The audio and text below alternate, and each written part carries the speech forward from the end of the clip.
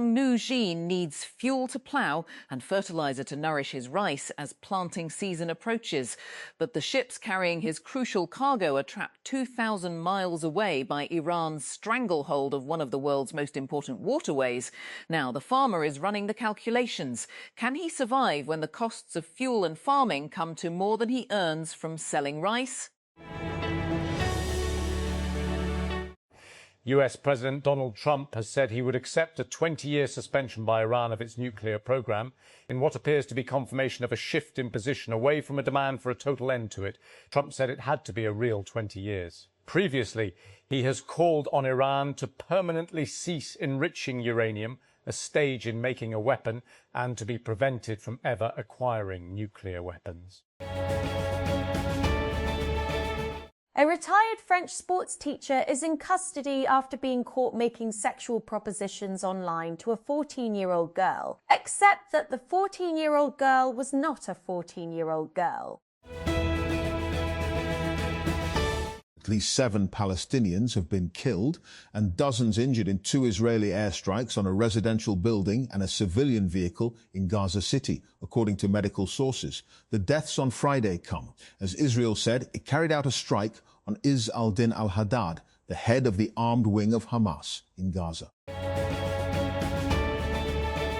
The lawyers for Mahmoud Khalil, a former Columbia University student targeted for deportation by the United States government over his pro-Palestine advocacy, have called on an immigration appeals court to reopen and terminate his case. The latest legal appeal points to new evidence, some of which was documented in media reports, suggests that the Trump administration secretly engineered the outcome of his immigration case to duration to make an example of him. A former security chief in Mexico's Sinaloa state has been taken into US custody on allegations linked to the Sinaloa cartel, according to federal court records and reports unsealed late Thursday. Gerardo Merida Sanchez, 66, who served as Sinaloa's public security secretary from September 2023 to December 2024, was arrested in Arizona on May 11 before being transferred to New York. One of the most entertaining moments in VC this week was a piece of rage-bait marketing from General Catalyst in a now viral post on X that parodies the old Mac versus PC commercials. The venture firm, better known as GC, posted a VC versus GC video on Wednesday.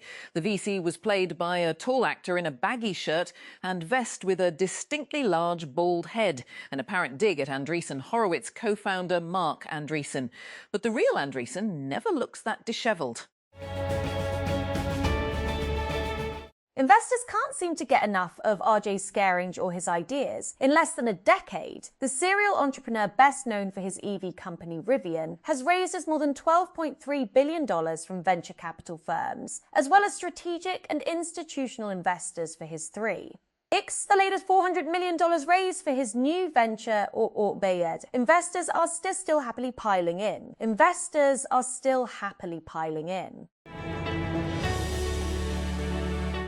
A year ago, United States-China relations reached one of their lowest points when Donald Trump announced his Liberation Day tariffs. The US president made some concessions when he met his Chinese counterpart, Xi Jinping, a few months later.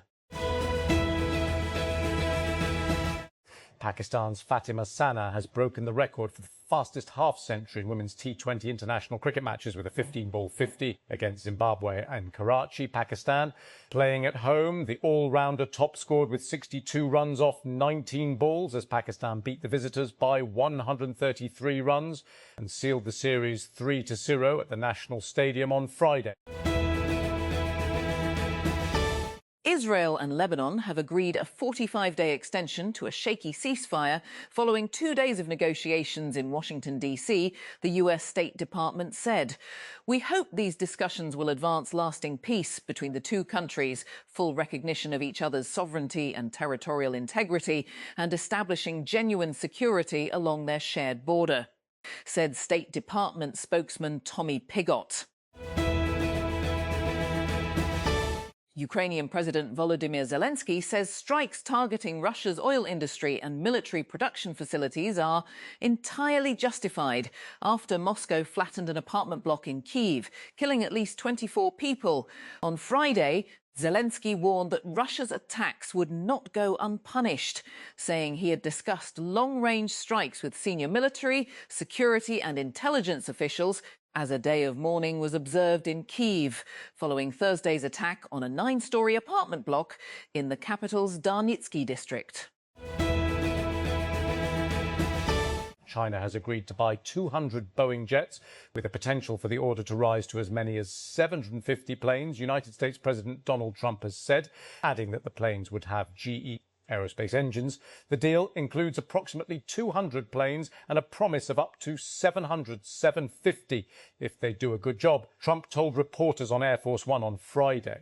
More details about the deal, such as which type of jets and when the order would be delivered, not immediately available. Canada's Prime Minister Mark Carney is visiting Alberta, days after a separatist movement in the Western province faced a major legal setback in its push for a referendum on the issue. Carney's visit on Friday was officially to unveil a new agreement laying the groundwork for a crude oil pipeline alongside the province's Premier, Danielle Smith. There are currently 10 global cases of hantavirus, the World Health Organization, WHO, has said, lowering its earlier figure of 11 after a person who was thought to have contracted hantavirus was confirmed to be negative. Maria van Kerkhove, the director of the WHO's Department for Epidemic and Pandemic Preparedness and Prevention, said on Friday that the earlier count included one individual who had an inconclusive test. We've had further confirmation from the United States that person was negative. It's no secret that AI data centers have been straining the grid, but Silicon Valley has been relatively insulated from it all, thanks to high land and power prices that have pushed hyperscaler projects elsewhere. The tech elite might soon get a taste of the power crunch, though. The Bay Area's vacation land, Lake Tahoe, has less than a year to find a new energy supplier. A hotel check-in system left more than 1 million customer passports, driver's licenses and selfie verification photos to the open web after a security lapse. The data is now offline after TechCrunch alerted the company responsible. The hotel check-in system, called Tabik, is maintained by the Japan-based tech startup Trekria. According to its website, Tabik is used in several hotels across Japan to check guests in, and relies on facial recognition and document scanning to check guests in. The Capital Development Authority, CDA, has approved the abolition of 1,062 vacant and redundant positions as part of a broader right-sizing and austerity drive aimed at streamlining administrative operations and reducing financial pressure on the public sector. The decision was formalised through a notification issued by the Human Resource Development Directorate on May 6, 2026, following approval during the CDA board's 5th meeting held in late April. The State Bank of Pakistan, SBP, has launched a nationwide Go Cashless campaign for Eid al-Adha 2026 aimed at promoting secure and convenient digital transactions in cattle markets across the country. The initiative forms part of the central bank's broader strategy to reduce reliance on cash and accelerate digitization of Pakistan's mint trading periods during one of the country's busiest seasonal trading periods. The federal government on Friday reduced petrol and diesel prices by Rs 5, according to a notification issued by the Petroleum Division. According to the notification, the revised prices will take effect from May 16. A judge has declared a mistrial in the rape case against Harvey Weinstein after the jury in New York said it was deadlocked and unable to reach a verdict. It marks the 3rd time a New York jury has considered the case against the 74-year-old disgraced film mogul, who remains jailed on other charges. Despite a fragile US-brokered ceasefire in Gaza, Israel carried out a strike targeting Hamas's most senior military leader, according to a joint statement from Prime Minister Benjamin Netanyahu and Defense Minister Israel Katz. Israel held Izz al-Din al-Haddad responsible for being one of the architects of the Hamas-led attack on October 7, 2023, and for holding hostages in the attack's aftermath. Israel also accused al-Haddad of refusing to implement the agreement led by US President Donald Trump for Hamas to disarm and for the demilitarization of the Gaza Strip.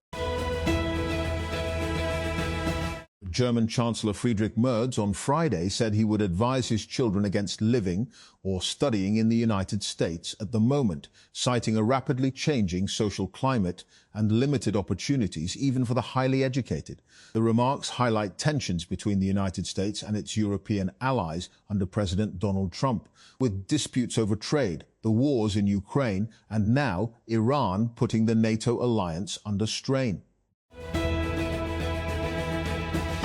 3 people have died after a hantavirus outbreak on a cruise ship, which provoked global concern and revived memories of COVID-19.